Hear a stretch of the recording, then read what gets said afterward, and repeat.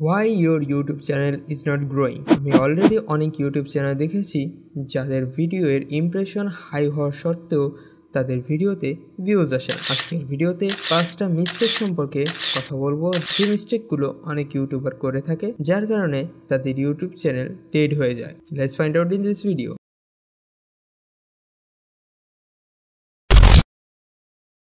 Number 1, রং content. প্রথমে এই স্ক্রিনটাকে দেখুন।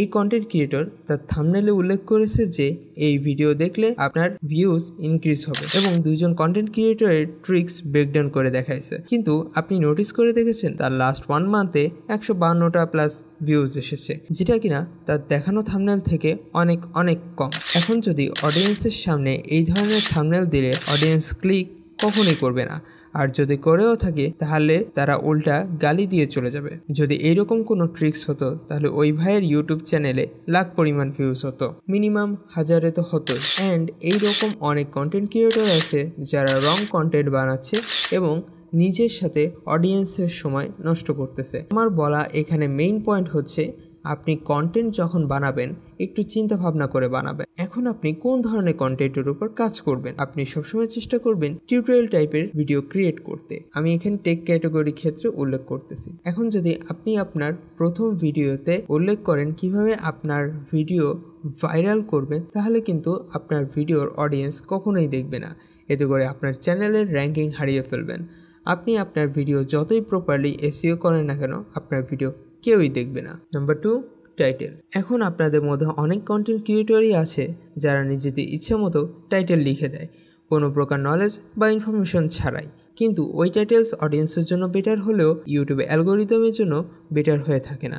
আসলে আপনার এইরকমটা করা উচিত না। এতে করে আপনার ভিডিও ইউটিউব অ্যালগোরিদম সিস্টেম বুঝতে পারবে না, যার কারণে আপনার ভিডিও র্যাঙ্কিংয়ে আসবে না। এখন টাইটেল লেখার জন্য আমাদের কি করা উচিত? টাইটেল জেনারেট করার অনেকগুলো ওয়ে রয়েছে। ফার্স্ট, আপনি ইউটিউব থেকে আইডিয়া নিতে পারেন। সেকেন্ড, আপনি চ্যাটজিপিটি থেকে এসইও ফ্রেন্ডলি ক্লিকবেট টাইপের টাইটেল জেনারেট করে নিতে পারেন। থার্ড, আপনি গুগল বার্ডের মাধ্যমে টাইটেল জেনারেট করে নিতে পারেন। এতে করে এআই সিস্টেম পুরো ইন্টারনেট ঘুরে আপনার জন্য পারফেক্ট টাইটেল জেনারেট করে নিয়ে আসবে। এর মধ্যে ইউটিউব অ্যালগোরিদম আপনার ভিডিওকে রাইট অডিয়েন্সের মাঝে পাঠিয়ে দেবে। Number 3, skill. বর্তমানে অনেক নতুন এবং পুরাতন কন্টেন্ট ক্রিয়েটর রয়েছে যারা কিনা তাদের ভিডিওকে অ্যাট্রাকটিভ করার জন্য তেমন কোনো স্কিল ইউজ করে না। তারা জাস্ট নর্মালি ভিডিও শ্যুট করে হালকা এডিটিং করে আপলোড করে দিচ্ছে, যার কারণে তাদের যে অডিয়েন্স রিটেনশন রয়েছে সেটা ডাউন থেকে আরও ডাউন হচ্ছে। এতে করে ইউটিউবে যে অ্যালগোরিদম সিস্টেম রয়েছে ওই ভিডিওগুলোকে কখনোই অডিয়েন্সের কাছে সাজেস্ট করতেছে না বা র্যাঙ্কিংয়ে সবার সামনে আনতেছে না। সেক্ষেত্রে আপনাকে আপনার editing, voice, background music, script এবং সাউন্ড ইফেক্টকে পারফেক্টভাবে তৈরি করতে হবে। এতে করে আপনার যে অডিয়েন্স রয়েছে তারা আরও বেশি পরিমাণে ইন্টারেস্ট দেখাবে আপনার ভিডিওর প্রতি। এতে করে আপনার ভিডিওর সিটিআর বাড়বে, প্লাস ইমপ্রেশন বাড়বে, সাথে অডিয়েন্স রিটেনশনও বাড়বে। Number 4, quantity and quality.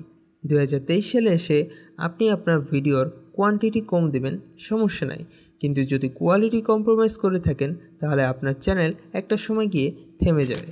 বর্তমান অনেক কন্টেন্ট ক্রিয়েটর রয়েছে যারা প্রতিদিন ভিডিও আপলোড করে থাকে এবং অনেক বড় বড় কন্টেন্ট ক্রিয়েটর এটা মেনে থাকে যে কোয়ালিটি ডাজন্ট ম্যাটার, বাট তারা সব থেকে বড় ভুল কাজ করতেছে। বর্তমান সময়ে আপনি যত বেশি কোয়ালিটির দিকে ফোকাস দেবেন আপনার চ্যানেল তত বেশি র্যাঙ্কিং উঠবে। উদাহরণস্বরূপ আমরা এনিথিং ইউটিউব চ্যানেলটার কথা বলতেছি। এনিথিং চ্যানেলের অনিন্দ্রদা তার ইউটিউব ভিডিওতে যে পরিমাণে স্ট্রাগল করে থাকে ভিডিওর কোয়ালিটিকে বেটার করার জন্য, সেই পরিমাণে স্ট্রাগল বর্তমান সময় খুব কম ক্রিয়েটরই করে থাকে। তার ভিডিওর কোয়ালিটি ইনক্রিজ করার জন্য আলাদা সেপারেট সে ভিডিওর স্ক্রিপ্ট অনুযায়ী ফুটেজ কালেক্ট করে থাকে। সে স্টক ফুটেজ কম ইউজ করে থাকে, সে বেশিরভাগ ফুটেজ তার নিজস্ব ক্যামেরা দিয়ে এবং সেই সকল স্পটে গিয়ে সেই ভিডিওগুলো শ্যুট করে নিয়ে এসে তার ভিডিওতে ইমপ্লিমেন্ট করে দিচ্ছে, যার কারণে তার ভিডিও কোয়ালিটি একেবারে টপ নচ হয়ে যাচ্ছে। এর কারণে তার যে অডিয়েন্স রিটেনশন রয়েছে সেটা হাই থেকে আরও বেশি হাই হচ্ছে এবং তার যে সিটিআর এবং ইমপ্রেশন রয়েছে সেইগুলো আরও বেশি হাই হচ্ছে। এতে করে ইউটিউবে যে অ্যালগোরিদম সিস্টেম রয়েছে তার ভিডিওকে অন্য অন্য অডিয়েন্সের কাছে সাজেস্ট করতেছে এবং এই কারণে তার আর্নিংও বাড়তেছে এবং তার সাবস্ক্রাইবার বেস অনেক পরিমাণে বেড়ে গিয়েছে। So guys, at the end of 2023-তে এসে আপনি যদি কন্টেন্ট ক্রিয়েট শুরু করতে চাচ্ছেন তাহলে আপনাকে এই 4টে দিক আপনাকে অবশ্যই ফলো করতে হবে এবং ট্রাই করতে হবে একটা শিডিউল মাফিক কাজ করার জন্য। এতে করে আপনার যে অডিয়েন্স রয়েছে তারাও জানতে পারবে যে আপনি এই দিনে এই সময় আপনার ভিডিও আপলোড করবেন এবং সেই ভিডিও যাতে আরও বেশি অ্যাট্রাকটিভ, নলেজেবল এবং গিয়ে ইনফরমেটিভ হয় সেই দিকে খেয়াল রেখে আপনাকে আপনার প্রত্যেকটা ভিডিওতে স্ট্রাগল করে কাজ করতে হবে। ইনশাল্লাহ আপনার ভিডিও একদিন না একদিন র্যাঙ্কিংয়ে অবভিয়াসলি উঠে যাবে।